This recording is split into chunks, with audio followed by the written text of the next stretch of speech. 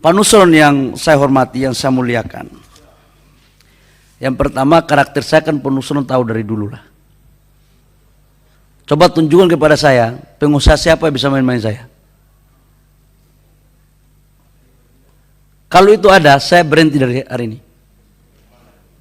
Kalau ada pengusaha yang bisa mengatur saya untuk main-main dalam konteks untuk urusan uang, katakanlah begitu, tunjukkan kepada saya. Saya akan berhenti dari ruangan ini. Dan Pak Nusron kan tahu kelakuan saya dari dulu, saya aktivis. Yang kedua, saya ingin menyampaikan, tidak ada negara ini kita memberikan negara. Satu hal Pak Nusron, 17.000 lebih hektar itu, 10.000 lebih itu hutang lindung. Sekali lagi, tadi saya sudah sampaikan, 10.000 lebih itu hutang lindung. Yang kedua adalah 7.000 lebih, 7.500 itu HPK. Hutan konservasi, yang harus statusnya diturunkan menjadi APL. Ini prosesnya udah hampir selesai. 570 APL, SK-nya itu SK Menteri ATR nomor 51 dan 45 tahun 2023. Pak, sebentar Pak. Pertanyaan saya Pak. 570 hektar SKAPL tahun 2023. Sebelum tahun 2023 sudah ada manusia tinggal di sini Pak dalam APL. Nanti kita Kenapa bicara, negara kok bisa menyerahkan itu APL di tanah orang yang di tanah yang diduduki orang? Ini kan persoalan Pak, ya, tanpa sepengetahuan mereka. pimpinan Padahal itu boleh, tanahnya tanah nenek moyang mereka Pak. pimpinan boleh saya lanjutkan dulu? Silakan. Habis ini baru kita masuk ke detailnya.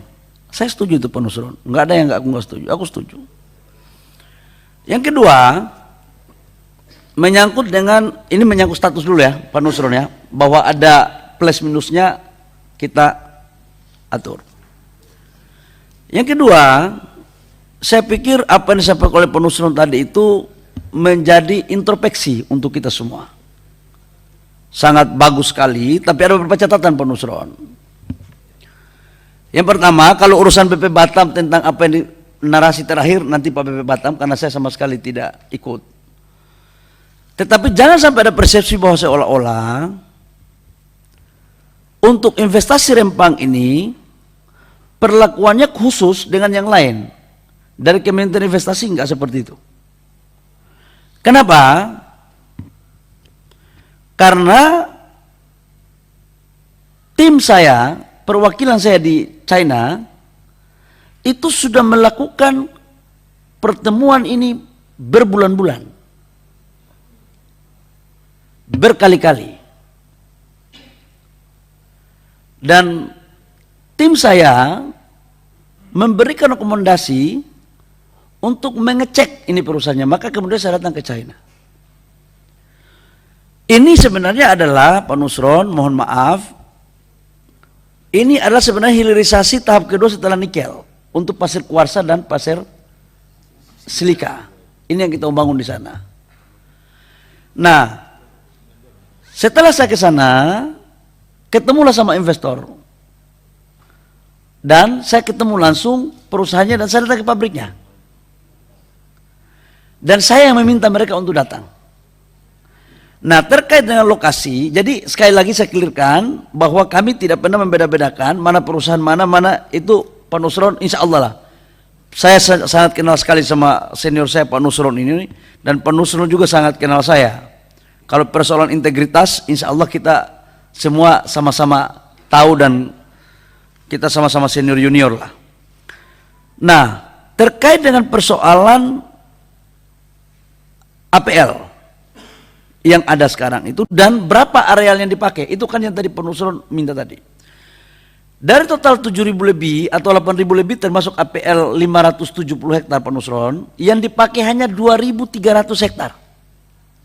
Jadi tidak semuanya untuk investasi ini. Namun proses untuk MEG dengan BP Batam, APL-nya bukan APL milik MEG Pak Nusron. Batam. MEG sebagai orang yang bekerja sama dengan BP Batam dalam pengelolaan lahannya. Dan ini sejak 2004. Gimana?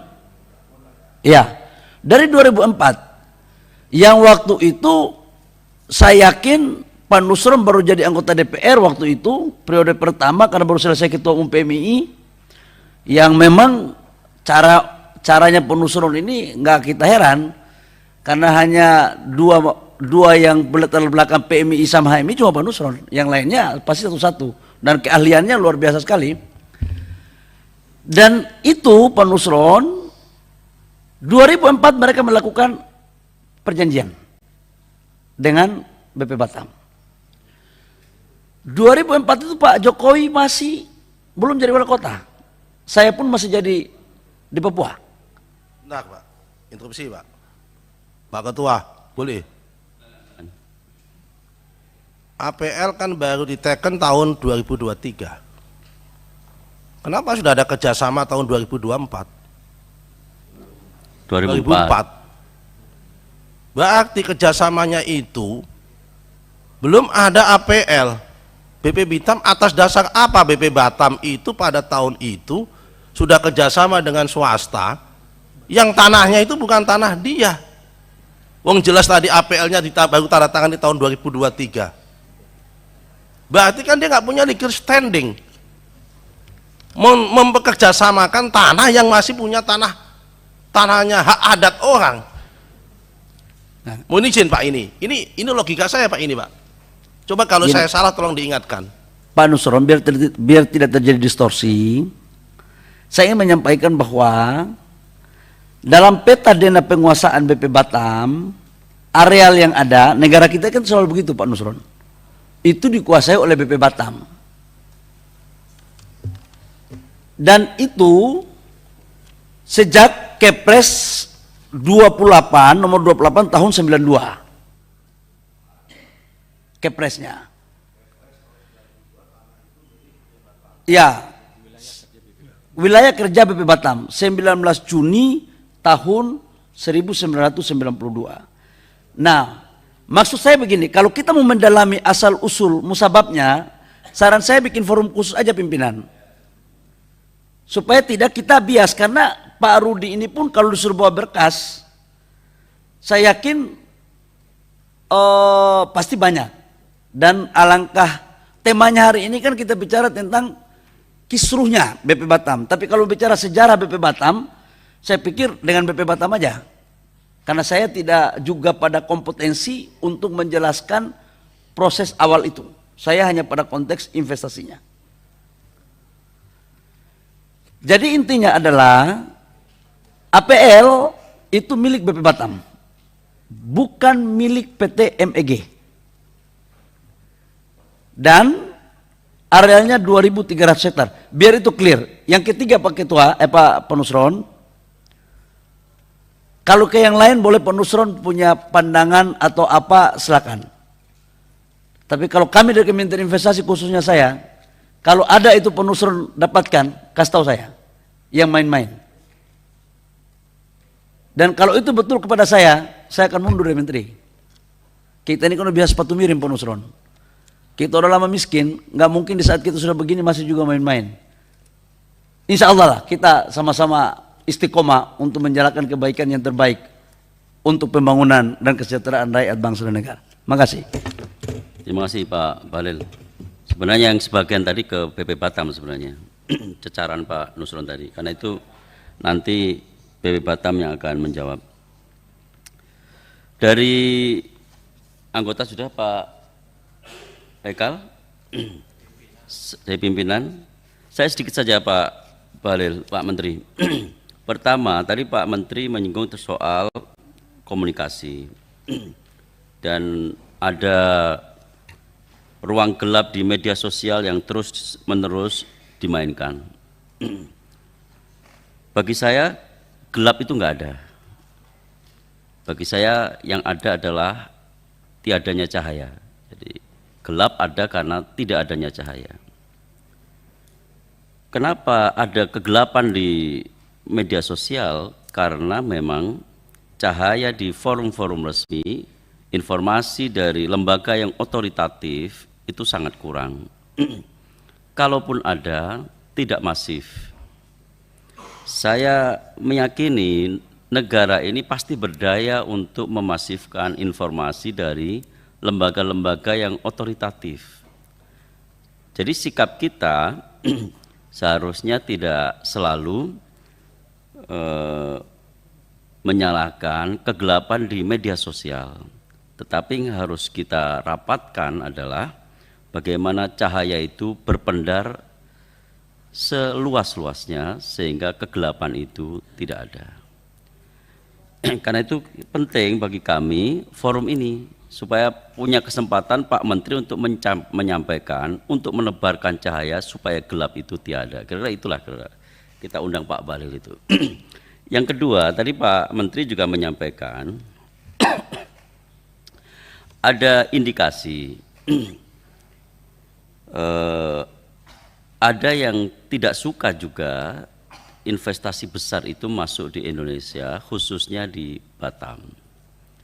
Bagi saya juga itu kita tidak perlu menyalahkan orang lain. Kita memang patut memperhitungkan langkah orang lain. Tapi yang harus kita siapkan itu adalah langkah kita sendiri. Jadi apapun langkah orang lain, sepanjang kita menyiapkan langkah kita sendiri, saya yakin itu nggak ada artinya langkah orang lain. Tentu ada investasi, ada yang suka, ada yang tidak suka, ada kepentingan lokal, bahkan ada kepentingan internasional dan sebagainya. Tetapi sepanjang kita siap menyiapkan sejak awal, prepare sejak awal, pasti orang lain juga tidak bisa berbuat apa-apa atas kedaulatan kita sendiri.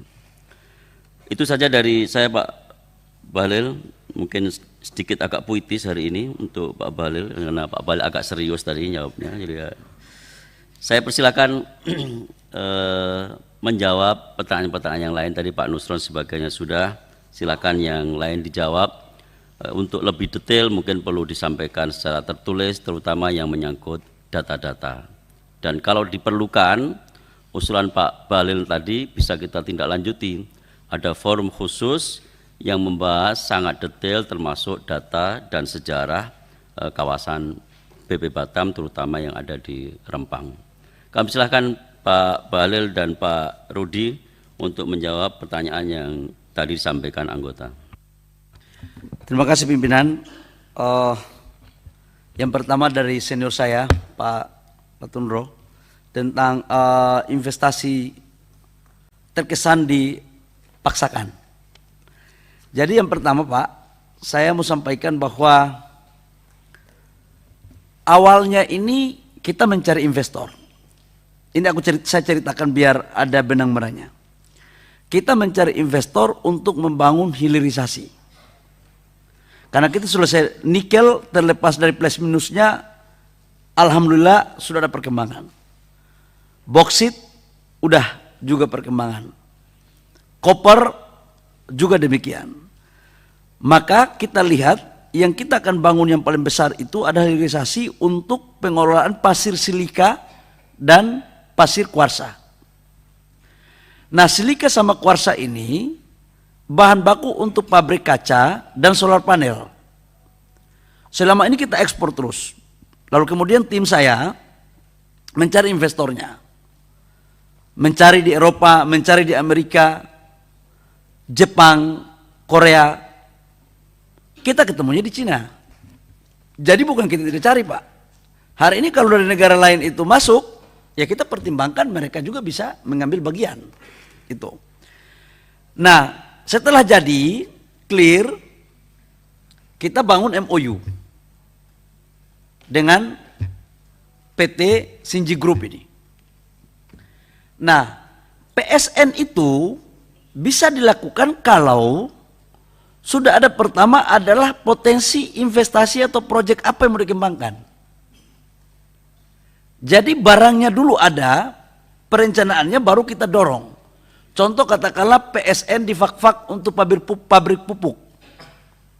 Sekalipun gasnya ada di sana, tidak bisa kita tunjuk Fak-Fak sebagai PSN pupuk kalau belum ada investornya. Makanya investornya itu adalah pupuk Kaltim.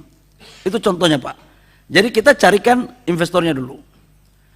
Baru setelah itu MOU, baru kemudian kita dorong ke PSN. Kenapa itu kita dorong di PSN? Karena tadi kan ada sekitar 8-9 item barang yang akan kita kerjakan di sana. Itu memang ke depan itu kita menjadikan Indonesia selain pabrik kaca adalah pusat industri untuk solar panel dalam rangka mendorong energi baru terbarukan. Ini Pak sebenarnya desainnya. Kalau Bapak tadi tanya tentang mana tadi, perusahaan ini mampu nggak untuk tentang nilai aset perusahaan? Untuk jalan, perusahaan ini sebenarnya sudah bangun pabrik kacanya di Gresik 1, di JP. Total investasinya kurang lebih sekitar 600 sampai 700 juta US. Tanahnya baru dibeli dari JP ya, udah selesai. Tapi mereka mau bikin skala yang paling besar. Untuk Sinji, dia itu pendapatannya itu 3,3 miliar. Asetnya itu 6,7 miliar. Tetapi ini kan ada beberapa perusahaan lain selain daripada Sinji yang digrupkan. Cuman saya tanda tangannya dia mewakili yang lainnya, kira-kira begitu Pak. Jadi bukan berarti kita tidak hitung, kita sudah sangat hitung semuanya. Kemudian menyangkut dengan MEG, gimana caranya kerja sama MEG? Jadi partner lokal mereka ini MEG, partner mereka.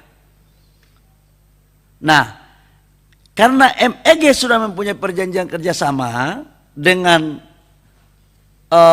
Batam, maka dilakukanlah di sana. Karena pabrik kaca sama pabrik solar panel itu kan dekatnya, cocoknya dalam analisa mereka itu adalah di pinggir pantai. Solar panel ini kan pertama kita bangun ini, yang agak gede ini. Itu Pak. Yang kedua adalah terkait dengan persoalan sertifikat. Pasti kita akan kasih sertifikat tanahnya yang 500 meter persegi.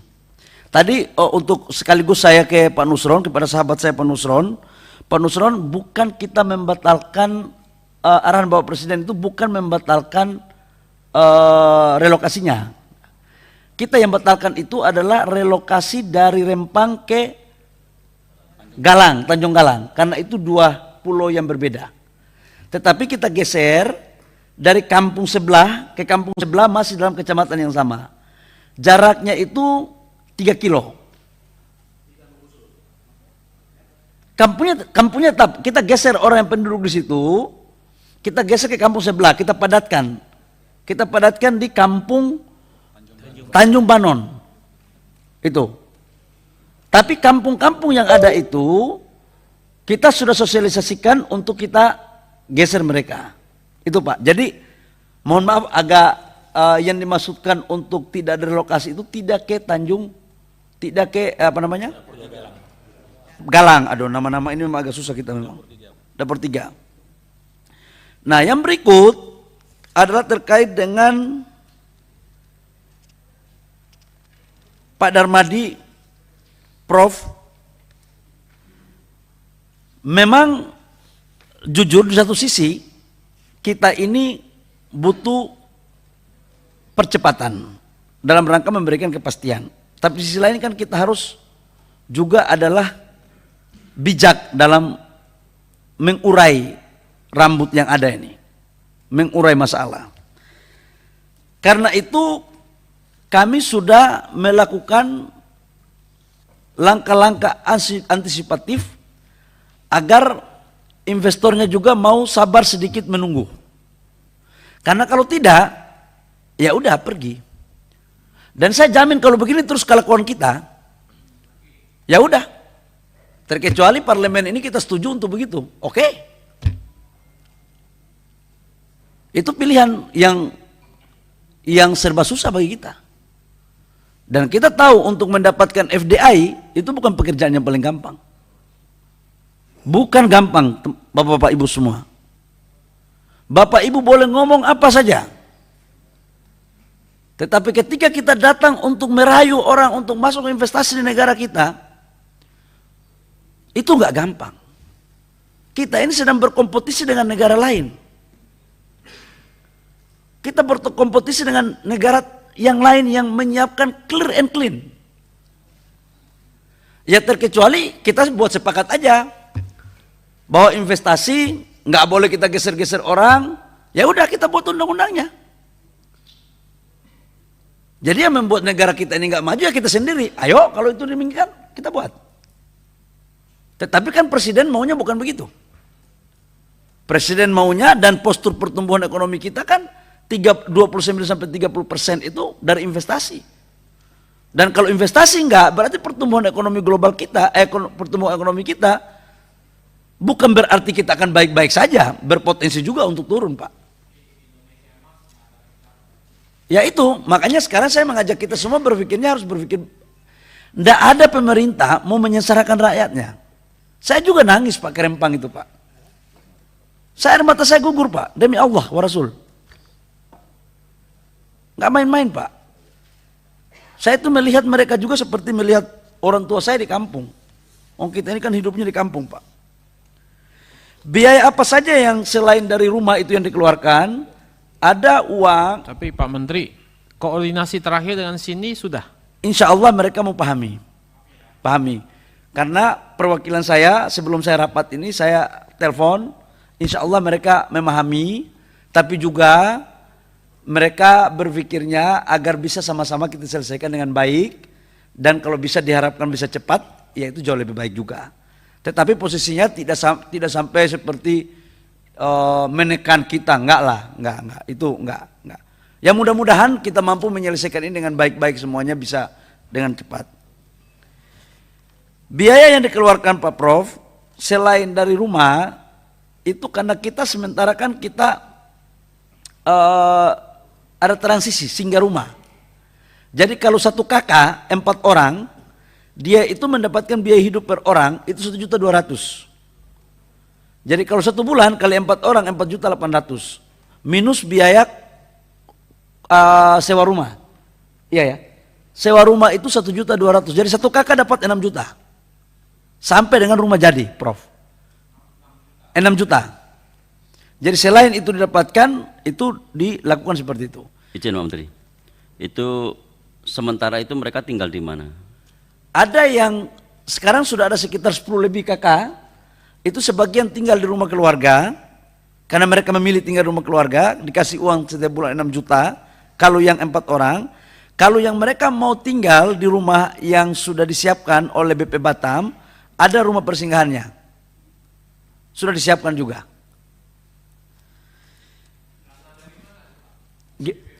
Dananya adalah BP Batam. Ini kan mereka ada dana sewa tanah itu kan ada dananya.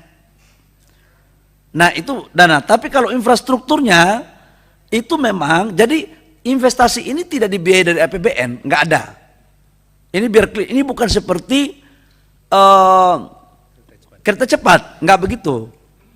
Ini adalah bisnis real yang dilakukan antara badan usaha swasta dengan badan usaha swasta internasional. Jadi tidak ada urusannya sama negara. Itu, Prof, biar clear. Menyangkut WA, habis ini kita ketemu. Selalu begitu, tapi hasilnya nggak pernah ketemu juga. Bang, lu kurang ajar. Aduh, batuk saya. Selalu bilangnya setengah kamar, tapi nggak pernah. Urusan itu sudah saya cek. Nanti habis ini kita ketemu lagi. Menyangkut dengan Pak Abdul Hakim tentang berapa lama realisasi investasi ini akan dilakukan. Jadi ada sekitar 9 item yang tadi saya sampaikan, itu adalah pembangunan kawasan industri, pabrik pemrosesan pasir silika, soda abu, panel surya, ada sekitar 2, 4, 5, 6, 7, 8, 9, 10 10 item pada ekosistem ini itu akan dibangun paralel. Makanya tanahnya itu sekitar 2.000, begitu selesai ini akan dibangun paralel. Dan sekedar informasi, investasi listriknya aja ini 2.500 megawatt untuk listriknya saja. Jadi kalau rata-rata 1 megawatt itu 1 juta, berarti ada sekitar 2,5 miliar US dollar hanya untuk listriknya saja. Solar panel tidak, Bang. Ini kita akan blending antara batu bara dengan sebagiannya gas. Sekarang kita lagi cari. Dan ini jangan sampai dianggap bahwa ini untuk langsung ekspor, nggak ada, belum ada, Bang. Ini hanya untuk, karena Pak Dedi tadi sudah ada komunikasi pribadi. Jujur ini kita membangun solar panelnya aja, belum ada gerakan tambahan yang lainnya, belum ada. Pak Bahlil, tadi saya dengar, makanya saya lari buru-buru kemari. Saya paham, kan gini, kita sepakat bahwa investasi itu kan untuk mendorong pembangunan kita. Ya, modal dasar kita kan SDM kita dan SDA kita. Tapi kan saya sering melihat kenapa selalu kita menghadapi persoalan begini. Karena dari hulu sampai ke hilirnya nggak jelas itu, Pak. Ya, hulunya oke, kita panggil investor, tapi kan kita tahu kemudian banyak yang tidak terrealisasi. Karena apa? Di tengahnya kacau, Pak. Iya toh? Lalu di hilirnya juga kacau, Pak. Jadi saya kira Pak Menteri nggak bisa kerja sendiri, Pak. Kalau menurut saya ini memang harus terintegrasi. Ya. Jadi ketika Bapak merayu tanda kutip investor untuk datang di bidang apa, kemana, itu sudah harus satu tarikan nafas, Pak. Jangan hanya undang mereka datang, kemudian ketemu regulasi yang carut marut, apakah itu di luar kawasan atau di dalam kawasan, karena dalam kawasan juga belum tentu ada jaminan mudah, Pak. Lalu ke bawahnya, di hilirnya, terkait dengan masyarakat, terkait dengan partisipasi dan seterusnya. Ini menurut saya Pak Bahlil harus mulai ini. Siap. Ya, makasih. Makasih Pak Dedi. Waduh, luar biasa sekali, berarti ada harapan masa depan kelihatannya. Kalau PDIP sudah mempunyai begini ya berarti ada harapan. Pak Prof, Profesor lagi baca sangat ini sekali. Jadi menyangkut dengan sinergi dengan pengusaha dalam negeri. Saya udah ngomong sama mereka bahwa jangan kalian jadikan orang itu hanya tenaga kerja. Saya tidak mau lagi. Makanya peraturan Menteri Investasi tentang kolaborasi dengan pengusaha daerah dan UMKM itu agar menjadikan orang daerah sebagai subjek dan objek. Jangan pengusahanya dari Jakarta semua. Masa kalau untuk cateringnya, urusan-urusan pekerjaan bisa dilakukan di lokal, diambil juga dari luar? Itu maksudnya, Pak. Jadi saya sangat setuju sama Pak Abdul Hakim untuk urusan ini kita lakukan. Ibu Nevi sudah pulang. Oh, ibu, aduh, sorry. Ibu Nevi, mohon maaf, terkesan tidak siap. Yang memang awalnya, Bu, mohon maaf Bu, saya sampaikan, saya tadi sudah akui bahwa proses awal itu yang kurang pas komunikasinya, Bu. Tapi saya setuju sama Pak Sarmuji, jangan kita mencari kambing intap untuk orang yang lain. Tetapi memang ada faktanya, Bu. Informasi yang kita ke sana itu kan belum melakukan pergeseran, belum melakukan pemindahan. Tapi seolah-olah dianggap bahwa ini sudah pemindahan. Akhirnya saudara-saudara kita pasti merespon itu dengan cara itu. Dan saya tidak salahkan mereka kok. Itu mungkin akibat karena menerima informasi yang seperti itu. Dan sumbernya juga mohon maaf yang kita juga ragukan. Kemudian terjadilah feedback seperti itu. Jadi kalau ditanya anggap itu ada kekeliruan, siap, ada kekeliruan. Dan begitu keliru, Bu, kami tahu, kami turun ke lapangan untuk insya Allah tidak lagi keliru. Dan sejak kami turun sampai sekarang kan alhamdulillah udah baik. Makasih banyak, Bu. Menyangkut dengan investasi APBN, mohon maaf, Bu, tidak ada sama sekali. Tidak ada. Cuman memang di kampung itu, karena itu saudara-saudara kita untuk membangun puskesmas,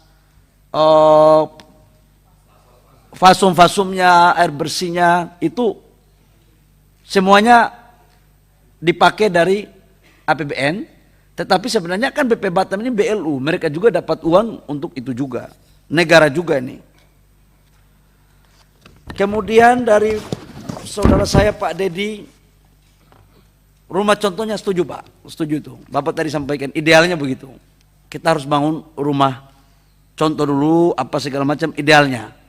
Tapi sekarang tidak bermaksud membela diri, sudah kita bikin master plan-nya ya Pak Parudia. Master plan, contoh rumahnya, titik-titik koordinatnya. Jadi kalau saudara-saudara kita itu begitu masuk melihat bloknya mau ambil blok berapa, rumah contohnya seperti apa, itu sudah dilakukan. Izin Pak Menteri, harapan saya tokoh-tokoh masyarakat itu dilibatkan dalam pembuatan master plan itu, ya supaya mereka juga ada sense of belonging di situ, termasuk desain dalam. Dan saya kira tidak ada masalah Untuk perumahan mereka. Iya, termasuk desain kampungnya itu kan. Ambil contoh misalnya dulu di Kalimantan itu resettlement dari kampung-kampung bikin satu desa. Itu masyarakat ikut terlibat di dalam, Pak. Pak Dedi, saya memang dalam rapat saya beberapa minggu lalu, saya minta kepada Pak Kepala BP Batam untuk melibatkan tokoh-tokoh di sana, dan alhamdulillah sudah melibatkan lembaga adat Melayu untuk ikut mengambil bagian dalam mendesain kampung dan rumah ini. Ini informasinya dari Pak Rudia. Itu di atas laut, Pak ya?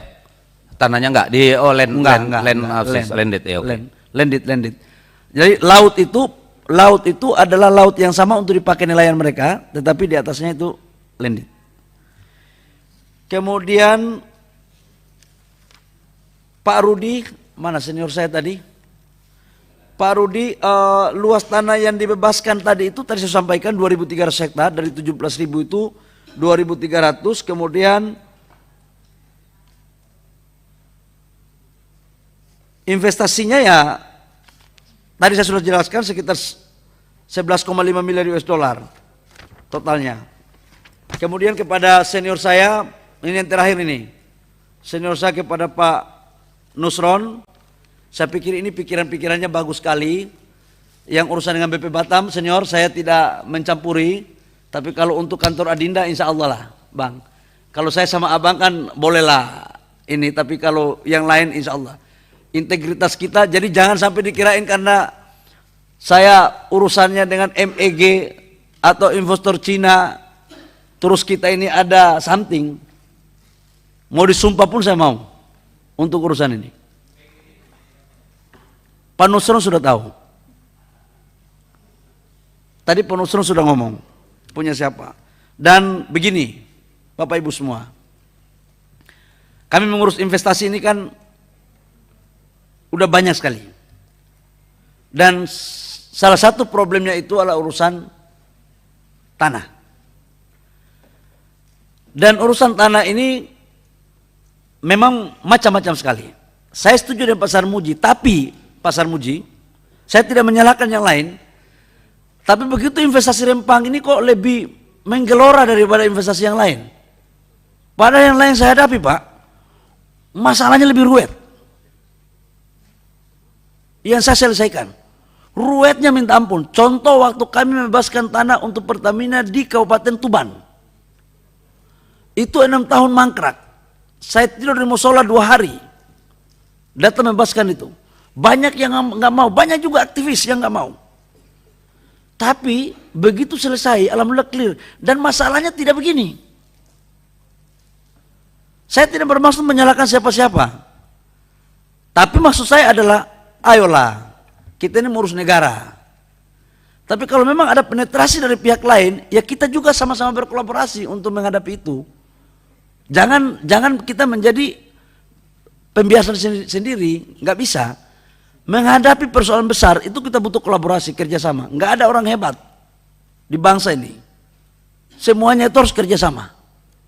Dan saya yakinkan kepada Bapak Ibu semua bahwa insya Allah hak rakyat itu menjadi bagian terpenting yang kita harus urus baik-baik, karena perintah Bapak Presiden adalah diurus soft, dilakukan secara kekeluargaan.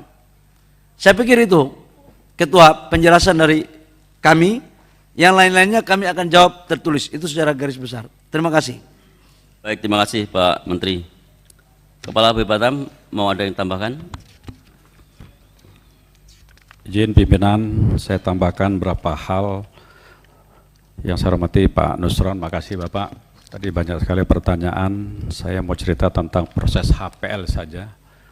Bahwa sesuai dengan Kepres nomor 2892, wilayah kerja BP Batam yaitu Pulau Batam, Rempang, dan Galang. Jadi tidak semua HPL akan terbit di 3 pulau ini sendiri. Jadi akan kita urus apabila kita membutuhkan untuk kegiatan investasi ataupun ada orang yang meminta lahan tersebut. Khusus Pulau Rempang dan lainnya, jadi dari 92 sebetulnya ini wilayah kerja BP sudah mengarah ke sana. Dan setelah mengarah ke sana, maka ada keputusan wali kota bahwa seluruh dokumen lahan yang biasanya dikeluarkan oleh pemerintah Kota Batam maka tidak boleh dikeluarkan lagi karena sudah ada di BP Batam. Khusus perusahaan yang Pulau Rempang tadi Pak Nusron, itu memang ada perjanjian 2004 oleh wali kota, ketua otorita Batam, rekomendasi dari ketua DPRD dan disaksikan oleh pejabat gubernur bahwa pulau yang 17.000 itu akan dikerjasamakan.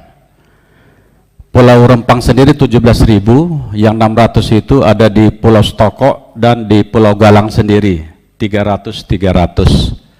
Sistem BP Batam bekerja, tentu kita harus mendapat HPL dari kantor BPN. Untuk mendapatkan HPL dari BPN, maka kita harus menyelesaikan semua permasalahan yang ada di lahan itu. Contoh Rempang hari ini, ada hutan lindung, ada hutan buru, ada hutan produksi konversi, dan ada APL. Kalau dia sudah APL, maka kami enggak pengurus lagi, tapi 3 yang di atas harus kami urus. Karena kalau tidak kita urus, maka tidak pernah akan selesai, sesuai dengan keputusan Presiden nomor 28 tersebut. Hampir seluruh Pulau Batam juga demikian. Tidak semuanya sudah HPL, tapi mungkin hampir 90% sudah HPL. Karena HPL yang kita urus ada Izin Pak parsial. Rudi, saya mau bertanya gini Pak Rudi. Sebenarnya apakah negara belum menyerahkan keseluruhan wilayah kerja otorita Batam itu dalam sebuah master plan pengembangan kawasan itu, Pak? Saya akan sangat heran kalau kemudian ternyata setiap kali mau melakukan apapun masih lagi ada urusan dengan pusat, dengan ini, dengan itu. Apa tidak ada master plan yang utuh? Ya, berapa luas hutan yang harus dijaga, di mana yang bisa untuk industri, di mana yang pemukiman dan sebagainya. Apakah memang belum ada sama sekali, Pak? Sehingga setiap kali ada investor, kita harus mengulang semua proses itu sama saja seperti di luar kawasan otorita. Ini kita mohon pencerahannya Pak Rudi. Baik, khusus Kota Batam, Bapak izin Pak Dedi, makasih banyak. Kami sudah punya RDTR, tata ruang sudah ada, dan rencana detailnya sudah ada juga. Tentu itu sudah ada ruang masing-masing. Tapi khusus kalau investasi besar, maka tentu butuh lahan yang besar. Kalau butuh lahan besar, maka kami harus merubah tata ruang itu sendiri. Contoh Rempang sendiri. Rempang kalau kita ikuti tata ruang hari ini, kita hanya punya kira-kira 147 hektar saja boleh kita gunakan. Sedangkan investasinya butuh lahan yang besar, khusus ya 5 perusahaan tadi.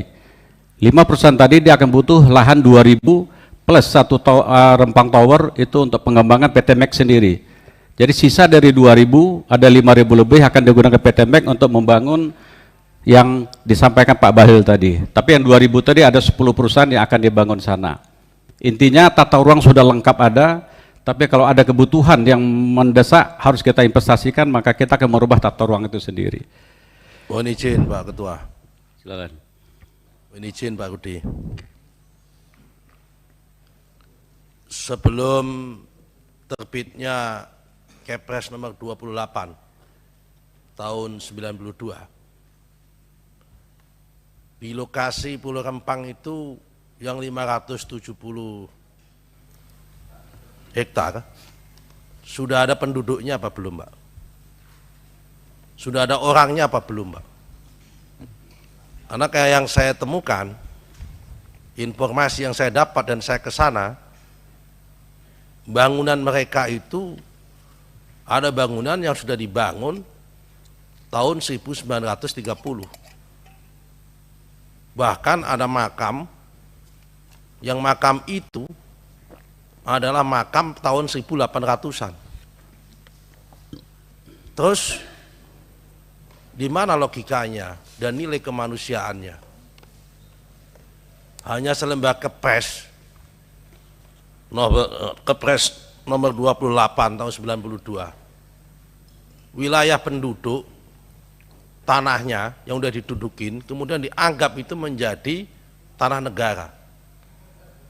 Apa ini bisa dimasukkan dalam kategori penyerobotan hak-hak tanah yang dilakukan negara terhadap rakyatnya? Kecuali kalau mereka itu adalah hutan atau tanah yang kosong. Mereka udah tinggal di situ sebelum ada Kepres tahun 92, Pak. Bahkan sebelum ada Pemkop. Bahkan mereka sebelum ada Indonesia ini merdeka. Bahkan mereka rela menyerahkan kedaulatan untuk Indonesia, Pak. Kan harus dipilah-pilah, Pak, menurut hemat saya. Mana wilayah yang sudah ditempatin oleh mereka sebelumnya, mana yang belum. Tidak kemudian itu dianggap kemudian menjadi wilayah bagian daripada otorita Batam, Pak. Kalau cara berpikir seperti itu, Pak, mohon maaf, apa bedanya BP Batam itu dengan VOC? Yang hanya mengukur garis panjang ini, sepanjang ini yang didudukin itu dianggap wilayahnya, tanpa memedulikan bahwa mereka ada hak-hak warga negara di situ. Apa jangan-jangan BP Batam pun masih menganggap mereka ada inlander yang nggak punya hak yang sama dengan warga negara yang lain? Tolong Pak, kami kasih penjelasan soal ini. Izin pimpinan saya terusin, saya kira Bapak Ibu ada satu lagi aturan dari Menteri Dalam Negeri bahwa sebelum kami mengajukan dan sebelum HPL keluar, kami harus clear and clean, sehingga mereka-mereka yang punya lahan di situ, itulah salah satu tugas BP Batam untuk menyelesaikannya. Maka hari ini kami khusus Rempang tentu kami butuh regulasi juga supaya dalam penyelesaian ganti untung kepada mereka ini tidak jadi masalah hukum buat kami. Jadi secara teknis mungkin Pak Nusron ini akan kita sampaikan laporan lengkap nanti ke Bapak, karena kalau diuraikan ini panjang sekali. Dan yang seterusnya khusus yang berinvestasi di Kota Batam, saya mau sampaikan saja ini ada 10 besar. Ya, pertama investasi yang terbesar dari Singapura 65,2%, dari Prancis ada 12,4%, dari Jerman 6,11%, dari Taiwan 5,6%, dari Hong Kong 3,8%, dari China 2,6%, dari Jepang 1,4%, dari Luxembourg 1,3%, Malaysia 0,8%, dan Belanda 0,8%. Itu investasi asing yang ada di Kota Batam. Dan khusus untuk perizinan pendapatan lahan, saya informasikan bahwa dari tahun 2000, kalau tak salah saya 2021, itu sudah saya limpahkan sepenuhnya ke PTSP, baik DPMKO ataupun BP Batam. Jadi proses tidak perlu melalui saya, tapi level kepala PTSP dan direktur lahan sudah bisa menyelesaikan. Khusus yang Bapak tanya tadi, kalau memang ya saya akan ada Bapak khusus, karena kalau saya bicara mungkin nanti kurang etis, karena saya sudah tahu sumbernya dari mana, karena yang nangani selama ini adalah Deputi 3 saya, Pak Sudirman. Mungkin kita ketemu Bapak khusus akan kita jelaskan satu persatu, supaya nanti keduduk masalahnya betul-betul tidak ada yang keliru. Saya kira pimpinan itu, terima kasih. Wassalamualaikum warahmatullahi wabarakatuh. Assalamualaikum. Yang disampaikan Pak Nusron tadi, karena ini di forum rapat, mungkin tidak penyelesaiannya tidak menghadap Pak Nusron saja. Saya setuju forum khusus tadi yang diusulkan oleh Pak Menteri tadi, mungkin bisa kita bentuk untuk menyampaikan data-data yang lebih lengkap. Ya apa nanti forum khususnya seperti apa nanti kita lihat lah. Jadi gini Pak Ketua, izin Pak Ketua, kita ini di Komisi 6 kan mendorong investasi. Nah, investasi itu kan harus dilakukan secara kita dorong BP Batam dan BKPM ini, Menteri Investasi, memperlakukan asas equal treatment. Itu kan dulu asas yang dibangun pertama kali dalam semangat undang-undang investasi. Tidak boleh investasi itu dilihat datang dari negara manapun. Lepas saya dapat informasinya dari wartawan, bukan dari siapa-siapa. Ya kan? Ini juga barusan wartawannya WA lagi kepada saya. Jadi ada yang udah investasi di sana justru dicabut izinnya. Kenapa? Karena investasinya mirip-mirip sama dengan yang ada di Rempang. Itulah kemudian yang menciptakan kecurigaan orang, Pak Menteri, ya kan, Pak Kepala, Pak Wali Kota, Pak Kepala BP Batam. Tidak salah kalau kemudian publik itu mempunyai persepsi bahwa seakan-akan ini menganak emaskan investor yang lain, merugikan investasi yang lain, negara yang lain. Kebetulan, ya kan, yang ini dari Amerika katanya, yang sana dari Cina, sehingga kita dianggap lebih menganak emaskan Cina daripada Amerika. Padahal semangat investasi kita adalah equal treatment, semangat hubungan luar negeri kita adalah bebas aktif. Jadi saya mohon pada Pak Menteri, Pak Rudi, kalau Rempang dijalankan, saya mohon Galang dan investasi yang diurus oleh perusahaan yang lain juga harus dijalankan dengan treatment yang sama, perlakuan yang sama. Tidak boleh ada yang dianak emaskan, karena saya yakin yang namanya uang adalah uang, investasi adalah investasi, judulnya duit, pasti akan mempunyai efek multiplier, efek ekonomi, entah itu datangnya dari mana. Kecuali kalau dua-duanya dikasih kesempatan yang sama, perlakuan yang sama, kemudian yang satu mundur, lain cerita.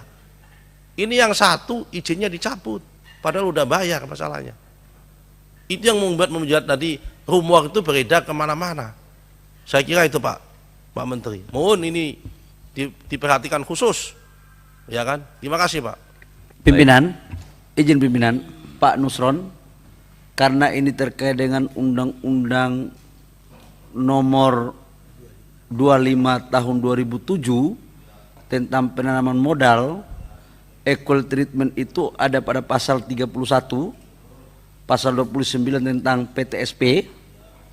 Oleh karena itu saya baru dengar ini Pak Nusron, dan tolong investornya ketemu sama saya atau perwakilannya siapa, saya akan memperlakukan equal treatment. Nggak ada cerita. Saya justru lebih senang kalau ada 2 perusahaan atau 3 perusahaan, karena itu menarik investasi selama mereka menyelesaikan kewajiban-kewajiban mereka dengan PT BP Batam dalam rangka wilayah, ya, lokasi. Tapi kalau dari sisi kebijakan investasinya, itu dari Kementerian Investasi. Saya akan siap melakukan. Saya kira teman-teman di lapangan udah tahu. Saya nggak usah sebut namanya. Cukup ya? Ya. Saya sedikit, Pak Sarmuji. Sedikit ya Bang ya. Ini pesan-pesan aja Bang. Ya, terima kasih Sesinya Ketua. pendalaman sudah selesai. Terima kasih Ketua, seluruh anggota dan mitra kerja yang saya hormati. Dalam pandangan saya sebetulnya bukan persoalan investasi. Ini persoalan cara. Sehingga saya menyoroti lender, pengelola lahan. Kawasan Rempang, Batam, Galang itu kan sudah ditetapkan sebagai satu kesatuan, sebagai kawasan otorita yang sekarang dikelola oleh BP Batam. Saya bukan membela Saudara Bahlil sebagai menteri, bukan. Tapi menurut saya sudah cukup baiklah untuk seorang menteri dan kepala BKPM menarik investasi sebesar-besarnya. Tapi ini persoalannya adalah cara menyelesaikan persoalan tanah di Rempang. Itu saja.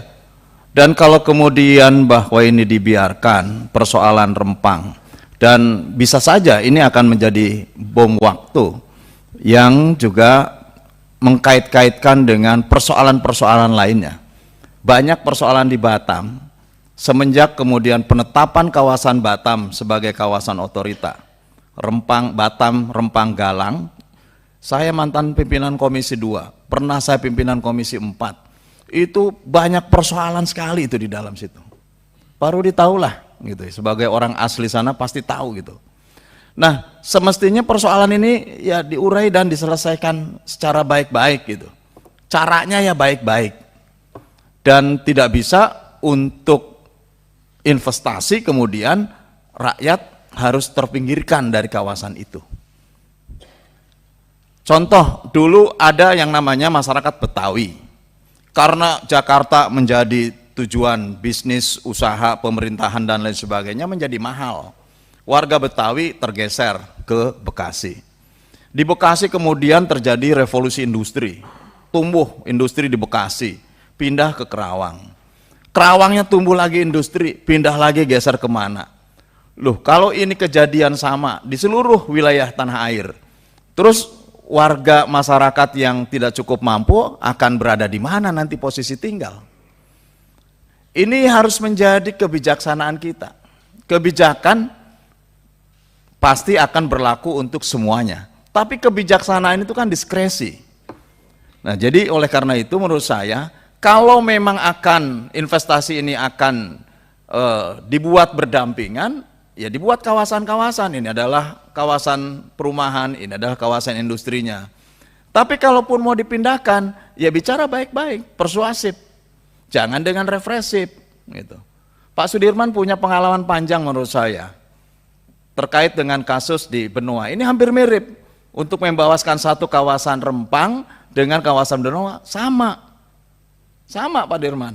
Saya coba pelajari situasinya, sangat bertabrakan dengan masyarakat adat. Akhirnya dicabut izinnya. Kemudian terjadi lagi di Rempang seperti ini. Jadi menurut saya juga sudah selesai persoalan Pak Bahlil, selesai menurut saya. Ini tinggal persoalan bagaimana cara mengelola antara masyarakat dengan kawasan yang akan dijadikan investasi ini. Dan kalau mau dihadirkan satu lagi lebih komplit, hadir di sini adalah Menteri Kehutanan. Karena banyak juga kawasan yang sudah dulu, udah kawasan Pak Rudi tahu ya, yang sudah menjadi kawasan industri, kemudian juga tiba-tiba ditetapkan menjadi kawasan hutan lindung. Ini juga bermasalah besar, karena mereka juga menuntut sampai sekarang. Bahkan mungkin minta lahan pengganti ke Pak Rudi. Jadi ini menyelesaikan persoalan Batam, ini harus diurai. Saya tidak tahu kalau nanti Pak Nusron memang ada persoalan persaingan investor di situ, saya tidak tahu ya. Tapi kalau melihat bagaimana terjadinya konflik masyarakat dengan pemerintah khususnya atas kepentingan pembangunan di sana, ya ini persoalan cara menyelesaikannya, ya kita agungkan dong masyarakat ini. Tidak ada negara Indonesia kalau tidak ada rakyatnya. Justru rakyat instrumen penting dalam sebuah negara. Karena pengakuan atas sebuah negara ada rakyatnya. Nah, pengakuan atas Batam ya ada rakyatnya. Jangan kemudian atas kepentingan tertentu rakyatnya disingkirkan, dipinggirkan dengan berbagai cara, ada dengan represif, ada dengan cara memahalkan iuran, apa disebutnya kalau iuran di sana itu? Ya uang pajak tahunan, kemudian ya seperti di Jakarta, tanahnya menjadi mahal, pajaknya menjadi mahal, jadi orang tidak mampu akhirnya minggir gitu. Seperti saya yang tidak mampu di Jakarta, ya saya minggir ke Bekasi gitu. Nah, oleh karena itu menurut saya ini persoalan cara, tidak perlu ada yang disalahkan. Tapi bagaimana ayo menempatkan masyarakat di sana sebagai instrumen penting keberadaan Batam, Rempang, Galang saat ini. Sehingga kemudian ini bisa disusun sebuah roadmap, sebuah perencanaan pembangunan yang terintegrasi antara membangun industri di sana dengan komunitas dan masyarakat yang ada di sana. Saya kira itu aja, saya tidak perlu jawaban. Terima kasih. Assalamualaikum warahmatullahi wabarakatuh. Sudah benar pesan-pesan bijak dari Pak Herman Hairon. Baik, dengan seluruh pendalaman tadi kita sudah bisa mengambil kesimpulan rapat hari ini. Ada satu lagi Pak Menteri, tadi Pak Menteri sudah singgung tentang warga yang masih bermasalah secara hukum. kita minta juga supaya diperlakukan secara bijak Pak Menteri. Yang memang betul-betul tadi Pak Menteri sampaikan ya kita paham. Tetapi yang sekedar motif karena ingin membela tanahnya mohon diperlakukan secara bijak dan bisa diverifikasi supaya juga bisa dibebaskan.